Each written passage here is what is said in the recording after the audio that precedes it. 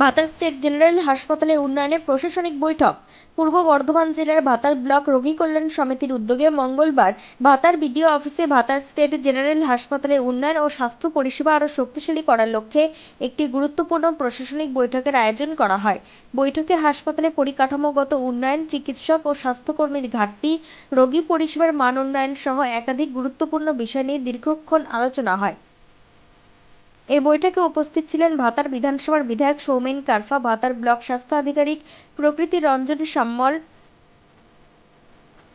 ভাতার ব্লক স্বাস্থ্য আধিকারিক প্রকৃতি রঞ্জন শাসমল, যুগ্ম সমষ্টি উন্নয়ন আধিকারিক Samanway Garai, FCI board member Mahendranath Koyar, Bhatar থানার ওসি সোমনাথ মুখার্জি সহ প্রশাসনের অন্যান্য আধিকারিকরা। বৈঠকে মূলত ভাতার স্টেট জেনারেল হাসপাতালের বর্তমান সমস্যাগুলি চিহ্নিত করে সেগুলির দ্রুত সমাধানের উপায় নিয়ে আলোচনা করা হয়। হাসপাতালের বিভিন্ন বিভাগে পর্যাপ্ত চিকিৎসক, নার্স ও স্বাস্থ্যকর্মী নিয়োগের দাবি ওঠে। পাশাপাশি রোগীদের জন্য উন্নত চিকিৎসা পরিষেবা, জরুরি বিভাগকে আরও সক্রিয় করা, আধুনিক চিকিৎসা সরঞ্জাম বৃদ্ধি এবং হাসপাতালের সামগ্রিক পরিকাঠামো উন্নয়নের বিষয়েও গুরুত্ব দেওয়া হয়। বিধায়ক সৌমেন কারফা জানান, হাসপাতালের একাধিক সমস্যা ইতিমধ্যে সংশ্লিষ্ট দপ্তরের নজরে আনা হয়েছে। তিনি আশ্বাস দেন, দ্রুত প্রয়োজনীয় পদক্ষেপ গ্রহণ করে সাধারণ মানুষের জন্য উন্নত স্বাস্থ্য পরিষেবা নিশ্চিত করার উদ্যোগ নেওয়া। আলোচনা হয়েছে, অনেক সমস্যা আছে, সমস্যাগুলো নথিবদ্ধ করেছি, নির্দিষ্ট জায়গায় জানাবো। এবং যেহেতু এখনও পূর্ণাঙ্গ মন্ত্রিসভা হয়নি এবং তারপর একটা গভর্নমেন্টের ফিনান্সের একটা খুব খারাপ জায়গায় প্রিভিয়াস গভর্নমেন্ট নিয়ে গেছে, সরকারি যে ক্ষতি হয়েছে এবং তার অর্থনৈতিক অবস্থা সরকারের বিগত সরকারের আমলে খুবই খারাপ এবং রাজস্ব তো চুরি হতো। আপনারা দেখতে পাচ্ছেন যে ডেলি 30 লাখ টাকা করে উঠতো বীরভূমের পাথরের ডিসিআর থেকে। এখন আমাদের সরকার আসার পর এই দিন 15-20 মধ্যে সেটা 3 কোটিতে পৌঁছেছে। তার মানে 30 লাখ করে যদি ডেলি হচ্ছে, 10 দিনে 3 কোটি টাকা, এক মাসে হচ্ছে 9 কোটি টাকা। আর সেখানে আমাদের একদিনে এখন রাজস্ব পৌঁছেছে 3 কোটি টাকা।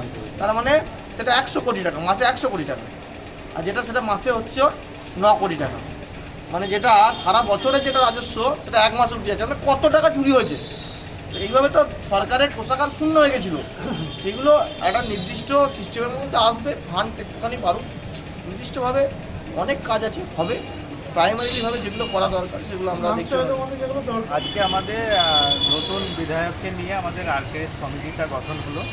আরকেএস কমিটিতে বিধায়ক আমাদের চেয়ারপারসন, ওনাকে নিয়ে আমরা প্রাথমিকভাবে কিছু স্বাস্থ্য সম্পর্কিত কিছু সমস্যা এবং তার নিরসনের কিছু উপায় এগুলো নিয়ে করলাম।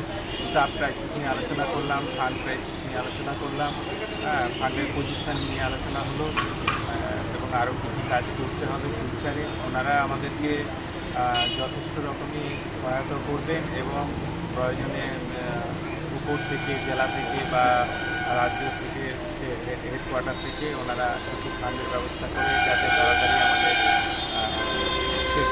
চালু করা যায় সেরকম আশ্বাস ওনারা দিচ্ছেন।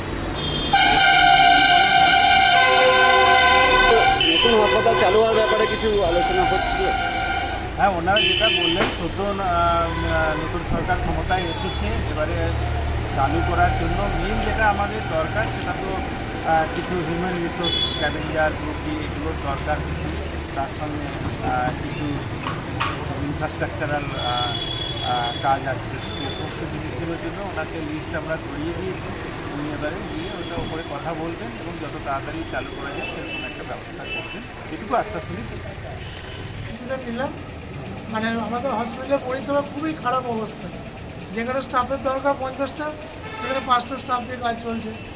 ফলে পরিষ্কার পরিচ্ছন্নতা একদমই নেই, পানীয় জলের কোনো ব্যবস্থা নেই, উপযুক্ত সিনিয়র কোনো ডক্টর নেই।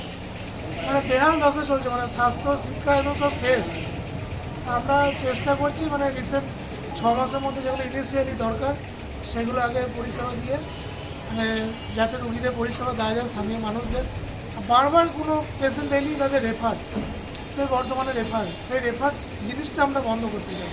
কী কী ঘাটতি উঠে এলো আলোচনার মধ্যে হসপিটালে? আলোচনায় ঘাটতি স্টাফেদের, প্রথম পানীয় স্টাফের জলের ঘাটতি, ডাক্তারের ঘাটতি, সবই ঘাটতি। কি মনে হচ্ছে এগুলো পরিষেবা পুরোটাই ঘাটতি। কখন কি পরিষেবা চালু করতে পারবেন বলে ভাতাবাসী আশা পাবো? করছি মাস 6 মধ্যে যেগুলো ইনিশিয়ালি সেগুলো মেটাবো, তারপরে আস্তে আস্তে ধীরে ধীরে কাজ হবে। Thank you. পূর্ব বর্ধমানের ভাতার থেকে শেখ মিলনের report, crime press Bengal news.